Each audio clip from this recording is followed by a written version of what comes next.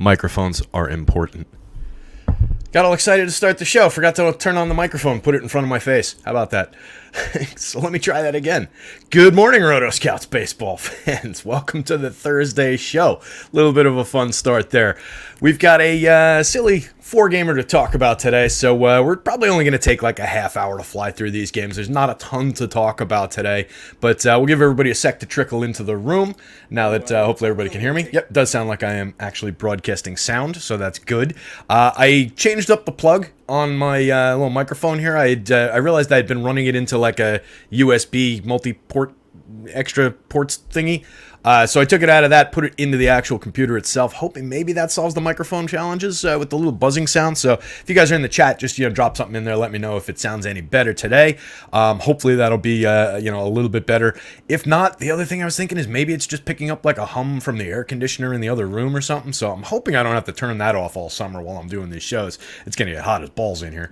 But yeah, with that, welcome to everybody this morning who's going to be here hanging out. Like I said, four gamer. Looks like we've got Devin and Gilbert are in the chat. Welcome, guys. Good to see you guys back. Devin saying, hope you did well last night. A crush with Cincy, Boston, Arizona with Schmidt and Kirby. That's awesome. Congrats. Nicely done. I did not have a good night last night. It was brutal for me. Just a lot of stacks that just did not come through. Nothing came together, for me. A lot of the pitching was right. I was all over, a few of the good pitchers, and just the hitting just did not come together. If you guys watched that Blue Jays game that was on the MLB network, at least over here, it was so frustrating because I had tons and tons of Blue Jays. Remember how good they were rating for us against Julio Teheran. So I had a ton of Blue Jays. They were, I think, my most highly owned stack. And the Brewers pitching staff struck out no one and walked no one the entire game. The Blue Jays were ripping the ball. Just a ton of atom balls. It was just a frustrating game to own the Blue Jays. So I had too much of them. Devin faded the Blue Jays. That was a productive move last night for sure. I wish I had made that decision. But congrats to our pal J187. He took second place on FanDuel. Had the wrong logo on his. Had a few beers last night, and I was in our Discord trying to harangue him, but I don't think he was up, trying to get him to change his logo to the rotoscouts logo for his nice little second place finish. But congrats to our pal J187. Great job with the Stochastic logo up there. Nice to see a good pool of Stochastic folks up at the top of the FanDuel board yesterday. So always good to see everybody from the team winning, Larry's saying you shouldn't have changed Mini. You had him high in your model early. I did. I don't regret making that change. I think it was the right thing to do, changing that power number for Hunter Brown. It was just capturing the more realistic version of who he is in an actual sample. And he didn't end up giving up, I don't think, much home run power. He got really unlucky on stupid play early in the game. He struck out 5 hitters early, got really unlucky, and then just some hits that fall in and that kind of a thing. I think was most of the offense against that I'm remembering. So yeah, lousy performance by Brown, not what we wanted. I definitely had a fair share of them. I put him into my lineup in the more expensive contest that I entered. FanDuel had one of those, and then the main tournament was only like $3, so it was like offset from a normal investment. So I threw one into the higher dollar tournament, and I used Brown in that one and kind of regretted it. In the overall, actually, in the 150 lineup tournament, I actually had I undercut the field on Brown. I ended up with a little bit less of him just because I wanted to get to that big spread of pitchers that we talked about. There were a lot of guys that I liked. If you remember, everybody was projecting like 26 to 29 in that group, and so I spread out a little bit through that one and undercut Brown a little bit, but not that it really mattered. So, like I said, 4 games to kind of meander through on this one. I think it's a super interesting. Let me fix this view for you guys here.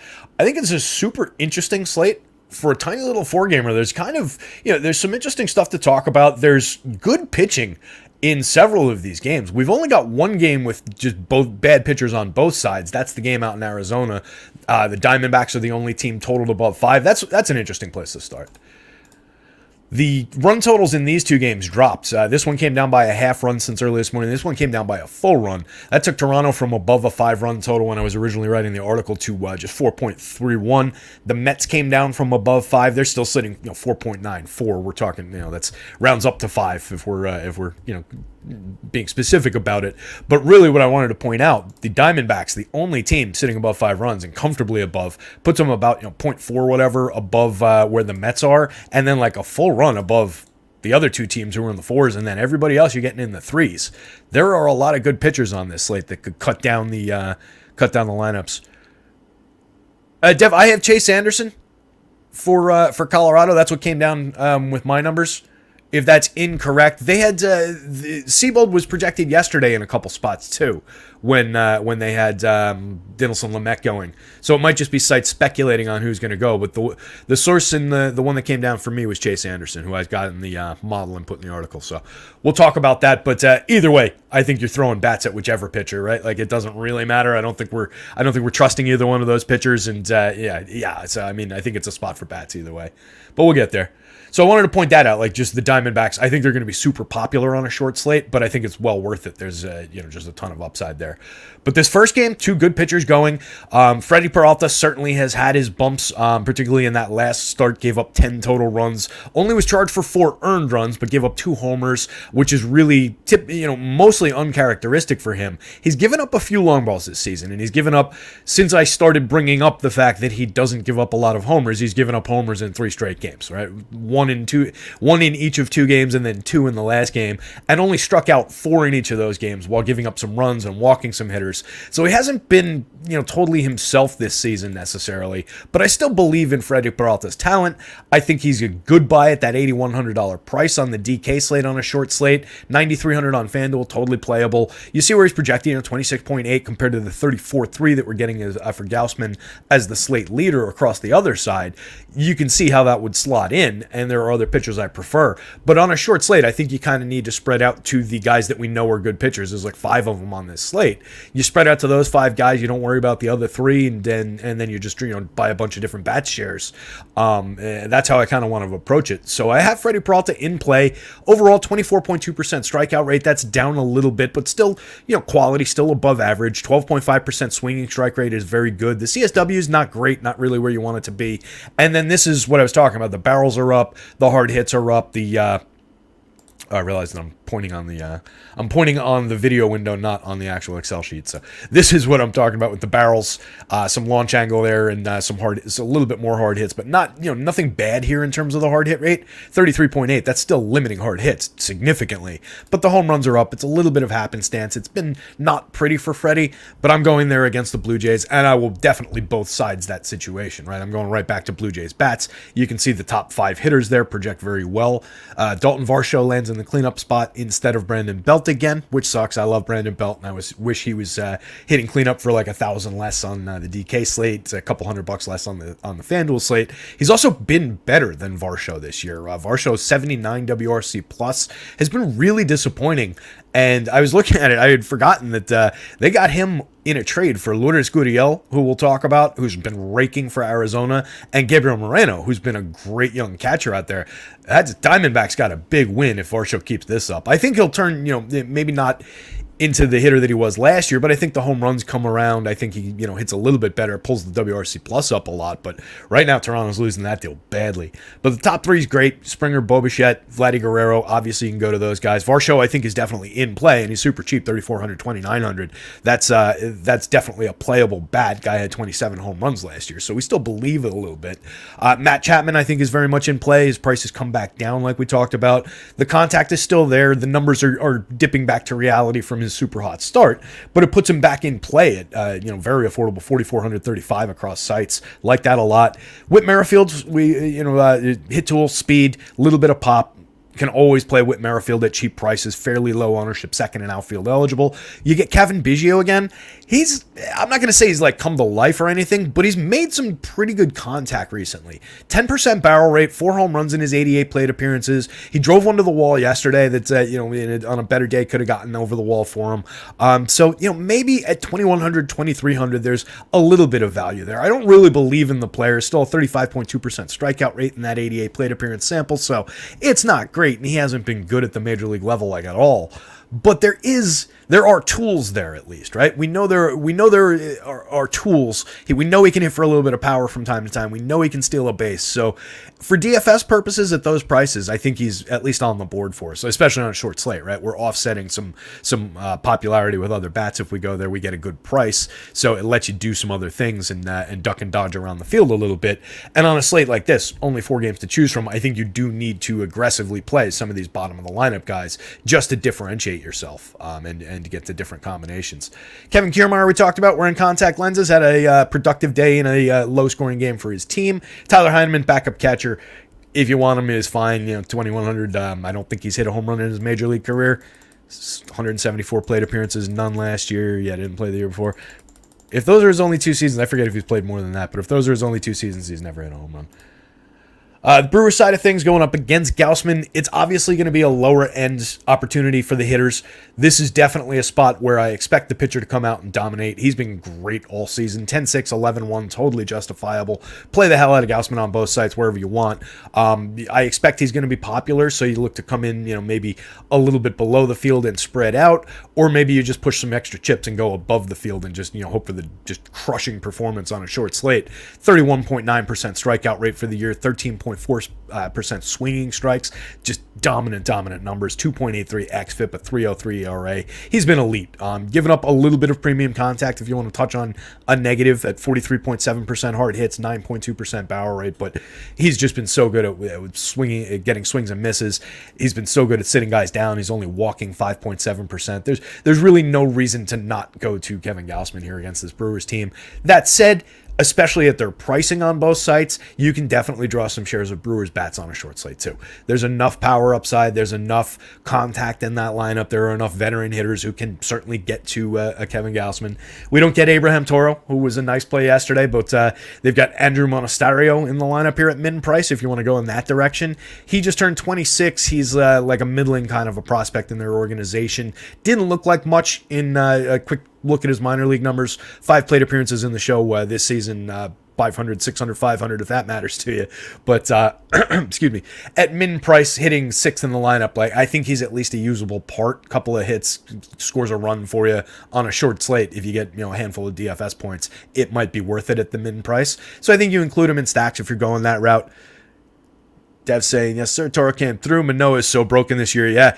And I mean, they pulled him after 4 innings last night, too. You saw he was kind of pissed when they took him out. They showed that on the during the game. He had a long conversation with the manager, but yeah, it's hasn't been pretty for Manoah this year overall.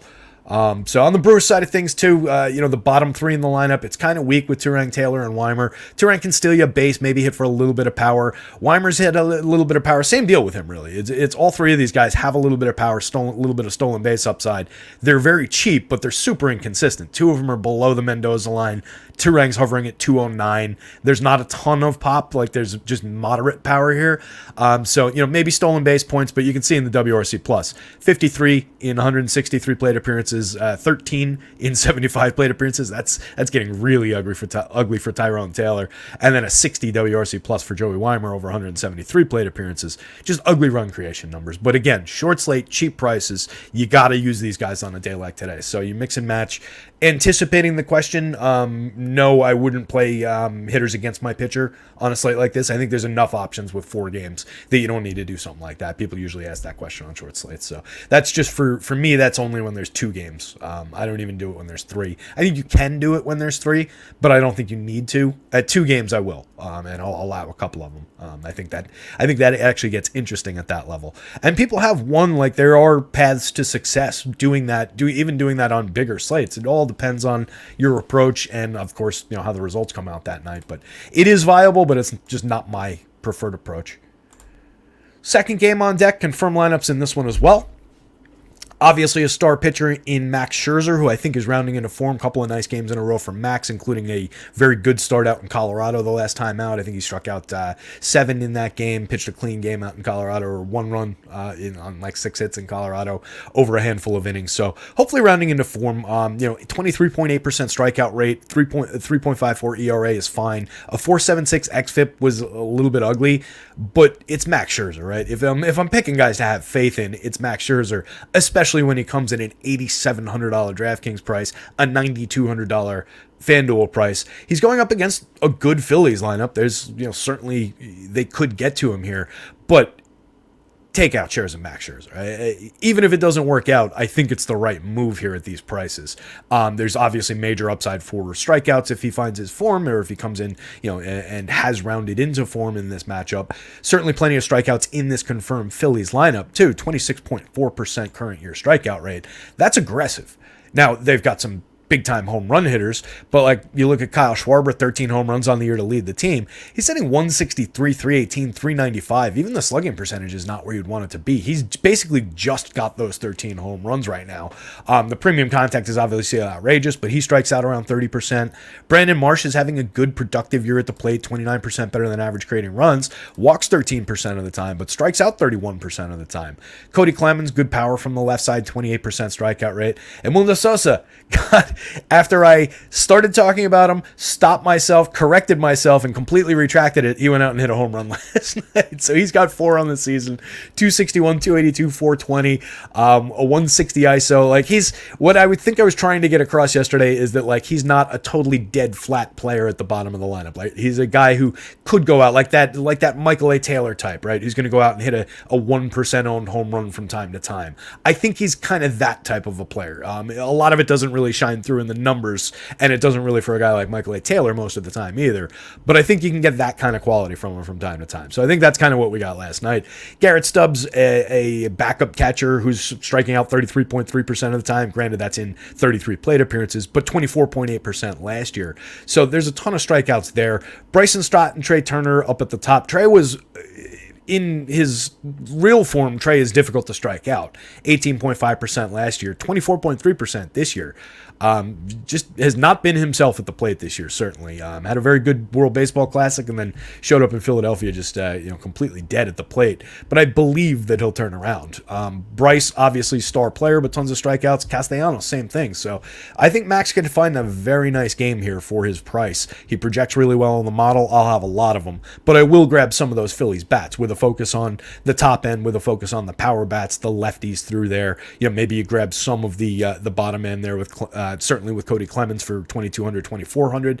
There's a little bit of home run upside potential, 6.06 in the home run model, 4 on the season, a 211 ISO there. So you can grab shares of him at cheap prices. Sosa, I don't know if you need Garrett Stubbs, even where the position's required at 3,100. Like, I don't know. That seems a little weird to roster Garrett Stubbs at that spot. But on a day where we just kind of have to take shares of everybody, he's probably not off the board. The Mets side against Taijuan Walker, definitely an opportunity. We saw they were the second highest implied team total. Going up against Taijuan, who, when he's at his best, is a league average pitcher. Can spike slightly above that from time to time, but he's not good. I think we know for a fact that Taijuan Walker is not consistently good and that you can stack against him. 18.9% strikeout rate for the year and 53 1/3 over 11 starts. 10.1% walk rate, 4.61 xFIP under his 5.57 ERA. Too many guys on base. Too much hard hit at 40.7%. Home runs 3.95%. Not throwing any strikes at 25.9% CSW. 8.6% swinging. I wouldn't begrudge anybody a couple of darts of Taijuan Walker, again, on a very short slate. He's not in that group of 5 good starters, 3 bad starters. Well, he is in the group. He's in the 3 bad starters part of the group. He's not in the 5 good starters part of the group. But at 65.71, like, out of the 3 bad starters, he's the guy I would go to if I'm trying to draw shares rather than one of the guys, even with, a Rockies team in that late game. I think Taijuan's the more talented of the Zach Davies, Chase Anderson, Taijuan Walker group. So I wouldn't tell anybody they were making a mistake if they wanted to throw a couple cheap darts at the Mets here, but I'm firmly on the Mets side, and I think they're going to come through for us against Taijuan here. You've certainly seen them disappoint, but we've got star caliber players. You've got a great leadoff man in Brandon Nimmo. I mentioned his hard hit rate in the article today, 48.5% hard hit rate. I think I actually touched on it on the show yesterday. That kind of a hard hit rate from a guy who also just gets on base like crazy, creates runs, and is just a correlated scoring piece. That's really nice to have. He's difficult to strike out. He walks a lot. Really like Brandon Nimmo. He's never expensive. He'll probably be popular along with the rest of the top of the order here. You get Francisco Lindor, who's kind of underperformed, but at least has 10 home runs, a 205 ISO, only a 101 WRC+. That'll climb as the season goes on. Jeff McNeil, slap hitter, relies on BABIP, but definitely correlated scoring for cheap prices, second base and outfield. You get Pete Alonso. 5,600 is arguably a little cheap on the DK slate. 42 is about right on FanDuel. 20 home runs on the season, a 314 ISO. Nothing not to like about Pete Alonso. Brett Baty, we talked about him a little bit. I didn't realize him and what's his face, the wide receiver from the Jets, Wilson. They were talking about it on the MLB Network. Garrett Wilson? Football names are not in my head right now. Regardless, they apparently were on the same Pop Warner team when they were kids. So they had Wilson throw out the first pitch last night, and they wore each other's jerseys. And Batty caught the pitch, and it was a nice little moment for those guys. So just cool to see stuff like that. Like two guys who were kids together. Garrett, yeah, thank you, Larry. Garrett Wilson. So and good wide receiver for the Jets. Should have a decent year with Aaron Rodgers thrown to him. Where were we? Brett Batty, Starling Marte maybe coming to life a little bit with the hit tool up to 246. Obviously hasn't really come around in terms of any kind of power. Like I said yesterday, his legs still work. So if he does come around in the hit tool department, does start getting on base, we'll see him start stealing more bases. He's got 15 on the year, but he's been hovering around that mid-teens mark for a little while now. So hopefully he comes to life. Vogelback, Kana created all their runs last night. I think he was responsible for all 4 runs they had. Nice cheap veteran bats down toward the bottom of the lineup. And then you get Francisco Alvarez back. He's just been raking. We've talked about him a little bit on shows. Kid's going to be a star. He is not going to give up that catcher job anytime soon in Queens. So really, really like him where you need catchers at 3,600. Obviously barreling the ball at a 10% rate is great. 8 home runs and only 117 plate appearances. A 278 ISO, a 134 WRC+. And this isn't one of those flash in the pan, Brent Rooker, Jake Berger type of things. Like this kid, I thought he was early, and I've talked about it on shows. When they called him up because of injuries, it was like, shit, they're bringing him up too early. They're rushing him. He's not fully baked, but he's completely changed everyone's mind who had that opinion with what he's done already. And this is a kid who was expected to be a star at the plate. Like he was a premium top-end prospect. So there's no surprise here. There's nothing aberrant here. It's surprising that he's been able to do it so early with such little limited experience. Really nice to see him arrive, and a lot of good young players in that Mets organization. Let's move on to another interesting pitching matchup. Pods and the Marlins. Luzardo, 9,100, 10,000, totally justifiable against this Padres team that is, they're not that good. They haven't been great this year. They've got a couple stars, and then they've got a lot of holes in the lineup. One of those holes is not necessarily Gary Sanchez, who hit a home run last night after I ended up, when he dropped into the confirmed lineup, I wrote the updates on my article, wrote like a paragraph, like that much text about him, talking about, his hard hit rates and barrel rates and stuff over time. Like you can see just last year in what people consider a shitty year, 13.5% barrels, 49.3% hard hits. I think it was mid-teens, 16 home runs in 471 plate appearances. He was good enough. Like we know he's bad at making contact. We know he strikes out too much, but when he does connect, the ball goes over the fence. And that's always been Gary Sanchez. So I'm glad he's getting a shot. This is, I think, his 4th organization so far this season. But I'm glad he landed with another major league team and is getting a shot. And it was nice to see him homer last night. So Gary's in that lineup. He's somewhat interesting on the right side of the plate again. I assume he's DHing since him and Nola are both in the lineup, but I'm not sure how they're running that setup, but it doesn't really matter. Top end of the lineup, like I said, you've got Tatis, you've got Juan Soto up there. Obviously, both those guys are pushing their home run total way up. Big time home run marks for both of those guys against Luzardo here. But I think Luzardo's got plenty of talent. He's got a 26.8% strikeout rate, a 3.93 xFIP, a 3.67 ERA in his 61 and a third innings, 11 starts. Nice start to the season for this kid. 13.7% swinging strike rate is a dominant mark, puts him among league leaders, assuming that he's a qualified. I assume at that innings total he's qualified. So that would be among league leaders. The 29.5% CSW percentage is very, very strong. He's been excellent. So I think you take shares of Luzardo, throw him at the pods. I think you can grab Padres bats. Obviously, like I said, we're playing basically everybody when it comes to bats today. So you can definitely take shares of Padres bats. If I'm building one lineup, though, I don't think I'm necessarily attacking Luzardo here. I might go the other side, take a couple super low-owned, I assume, Marlins against Joe Musgrove, who's been kind of a roller coaster this year. But I really do believe in Joe Musgrove's talent as well, and I'm going to have a bunch of him at low prices, and I don't believe in the Marlins against a righty. So it's one of those, do I take the uncomfortable spot because it's going to be low owned, because they're facing a pitcher who's been a little bit up and down this year, who will probably draw some ownership at the cheap prices? Or do I know that I don't like the Marlins against a righty here and I stay away-ish from it, right? Don't get carried away with Marlins shares. It's a tricky spot on this slate. I think they're definitely playable against Musgrove, but I want to see where their ownership lands for one, and then, I want to see how they come out in stacks, what I get with them. It's a tricky spot in terms of the Marlins here. I expect a good start from Musgrove, and as you can see, he projects like it in my model here. The model isn't really, dinging him for a little bit of struggles rounding into form to start this season. This will be his 7th start. He dropped the weight on his toe in spring training, missed the first third of the season or so, or first quarter of the season, let's say.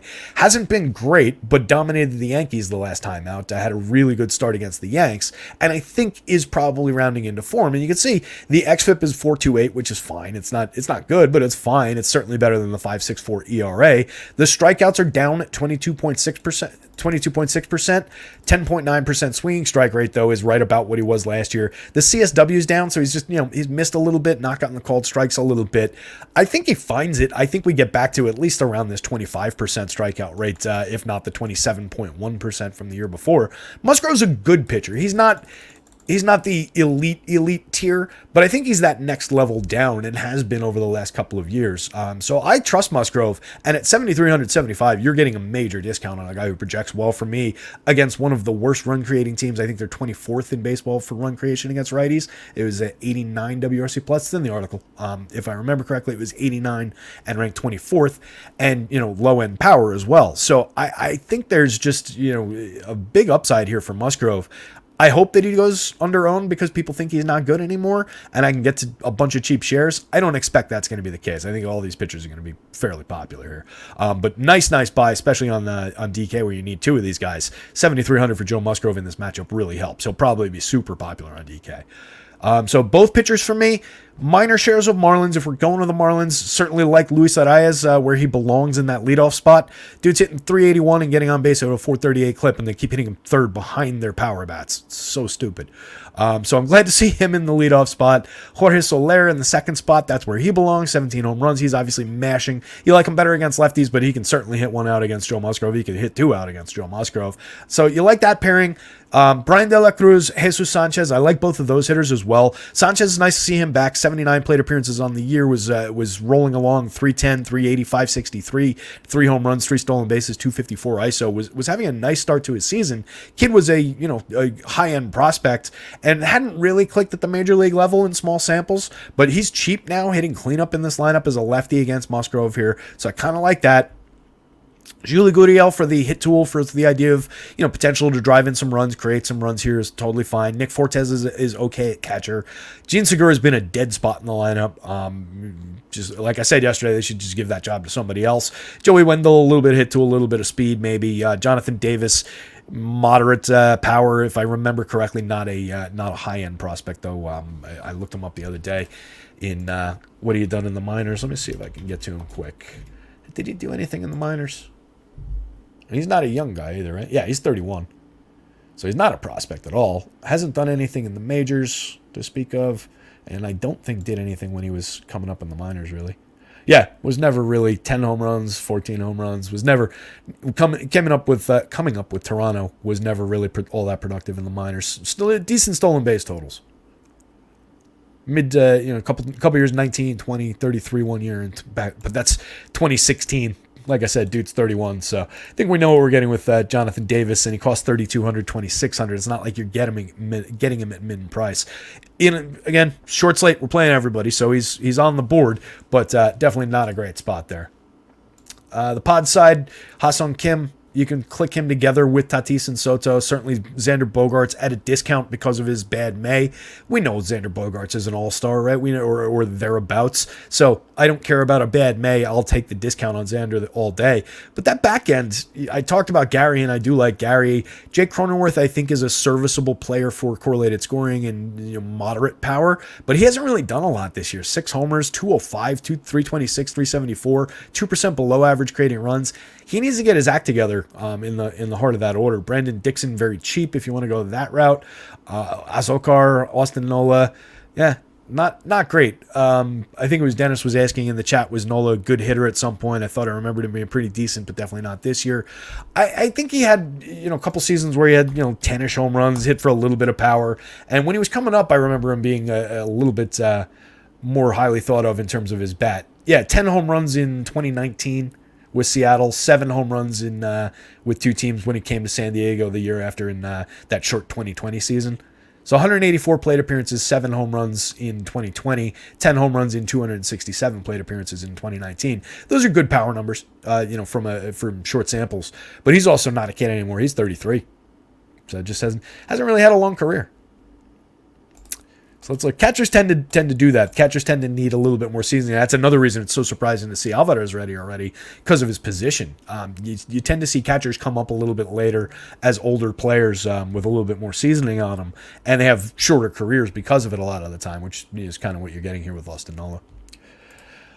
With that, I think we can move on. So, only tepid interest in these guys toward the bottom of the lineup. I do like Gary for his power upside here, but definitely like Luzardo a lot. If I would probably put him first, Musgrove second. I think I did it in order on the site. It would probably be Luzardo, Musgrove, Padres, Marlins, I think was how I had it.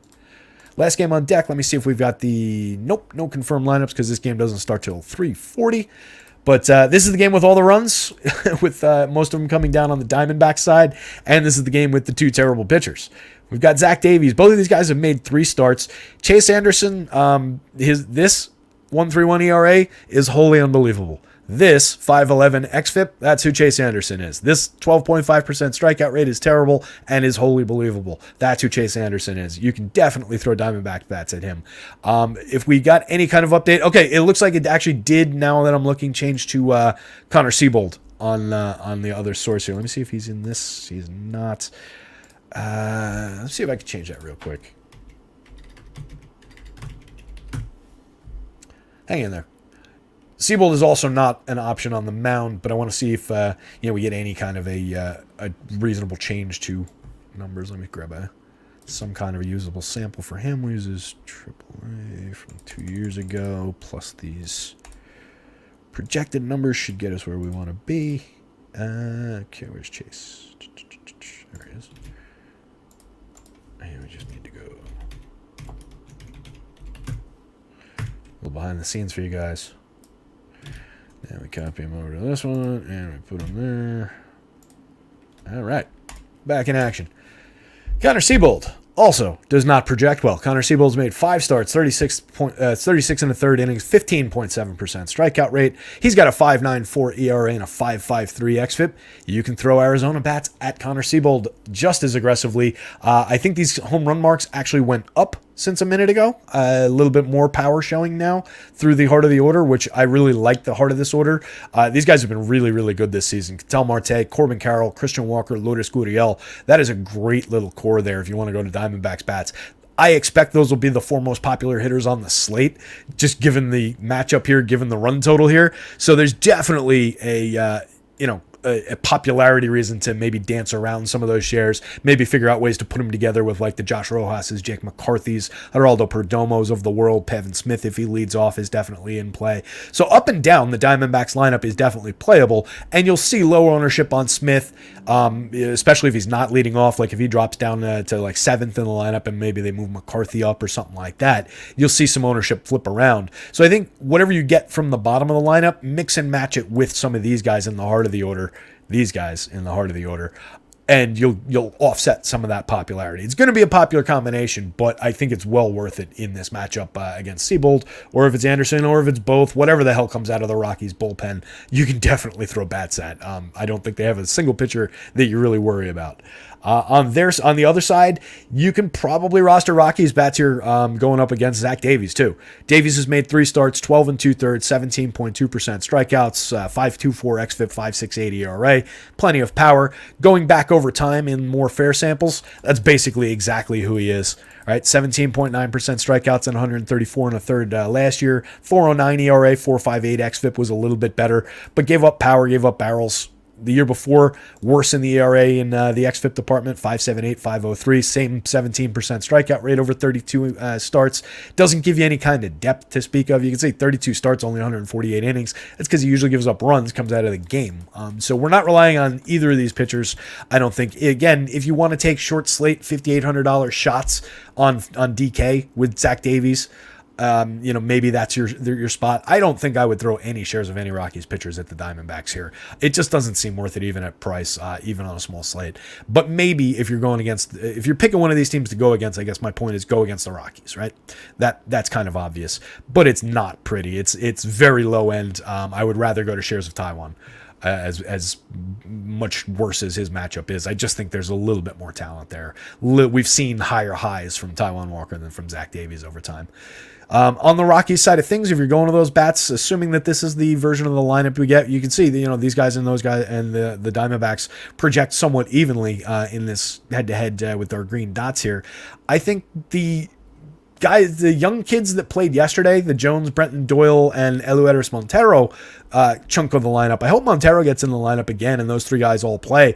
I like that little trio for power and for upside, and they're all cheap. They have multi-position eligibility. So I think you string those three guys together if they're in the lineup, or whatever two of them you get in the lineup, and put them together with the more obvious bats, the Chris Bryants, the Ryan McMahon, certainly. Randall Grichuk is in play. I've talked about not liking Jurickson Profar at all, but he's certainly playable if he's at the top of the lineup for 39-29. He's only hitting 243, 321, 397, creating runs 19% worse than average. What are we doing? Randall Grichuk's been on fire. I just touched on him. Elias Diaz in the catcher spot. So there are playable bats up and down for the Rockies. Ezequiel Tovar's been just flat bad this season for this team. But again, another player who can find you some counting stats.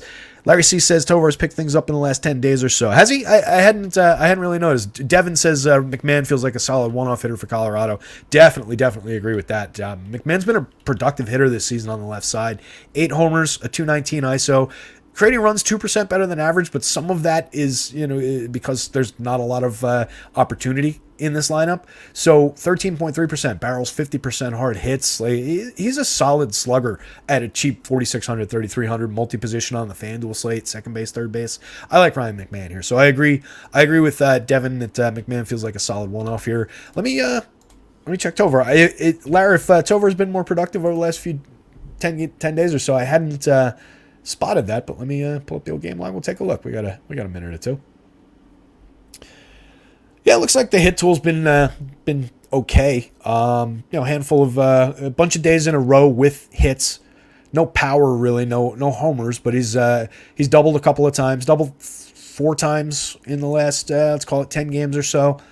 Bunch of singles obviously in here, a handful of runs scored, 2 RBIs, 3 RBIs maybe, and a stolen base. So a little bit of production. But overall, it's certainly not what we were expecting from this kid. We were expecting a handful of home runs in the long term and definitely a lot more stolen bases. That's what I'm surprised by. He's only getting on base at a 287 clip, so you can only do so much from the bottom of the lineup. But I was expecting more than 2 stolen bases by this point. So it hasn't been great for Tovar. We'll see what happens with him.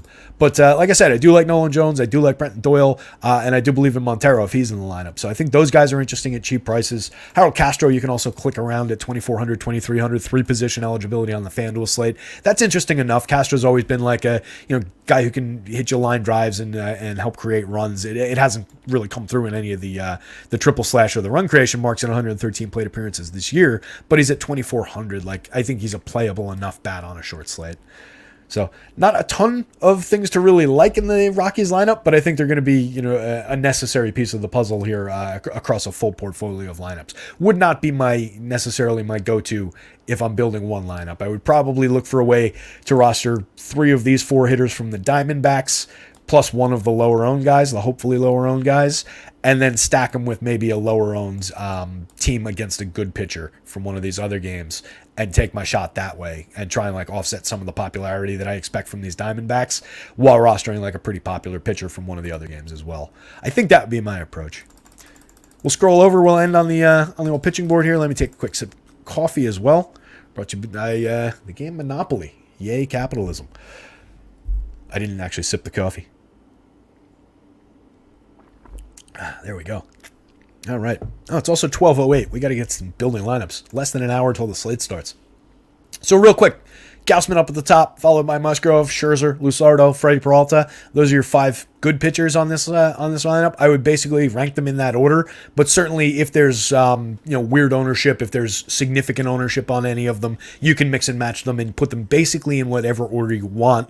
I would consistently probably have Freddie Peralta ranked last, though. out of the top 4 there, I think you could literally put in any order on this slate. And you'd be totally fine. So you can play the price game, play the popularity game with those guys. The bottom guys, like I said, Taiwan would be my go-to for value out of those guys, but I don't believe at all that he's going to have a good game. But I have slightly more faith that he could than the other guys. And then between the 2 low-end pitchers in that last game, I would prefer Davies if I have to take one. But we're taking bats all day in that game. That's about it, guys. Let's see if there's anything in the chat. Tovar 375 average in the last 7 games, 0 power though. So yeah, like we said, the hit tools come around a little bit. Hopefully, what you hope for is that leads to increase on base, obviously, and some increased stolen base production, and then the run creation comes around and it becomes a little bit more of a valuable piece. We can start playing them as a wraparound play in that lineup, particularly when they're at course, right? I also have them on a bunch of those 30 public league teams that I drafted, so I also hope that he comes around. Des saying I'll probably play the big bats for Philly to get different and roll Gausman and Musgrove in the single entry. I don't dislike that strategy at all. I think that's perfectly viable. You're certainly going to get lower than should be ownership on those name brand hitters from Philly because you're going up against Max in that spot. So it's still been pretty bad against lefties. Yeah, and that's where you want to attack him, in current form. I just believe that he's probably finding his form, and we're going to get back to pretty high-end Max pretty quickly here. So you could get one last shot at it and certainly bank some money doing that, though. I don't think that's a bad approach at all, and I really like the pitching pairing that you're going to there. So I think that's a good way to do that pitching pairing. With that, guys, I'm going to go build some lineups. Good luck today. Hit me up any questions in the Discord. I'll be around. The website is rotoscouts. The Twitter handle is rotoscouts. My Twitter handle is digitalb21. I realize I should say some of these things. Everything's linked in the thing and yada, yada, yada. Hit the like, hit the subscribe. I'll see you guys later. I'm terrible at this part. See ya.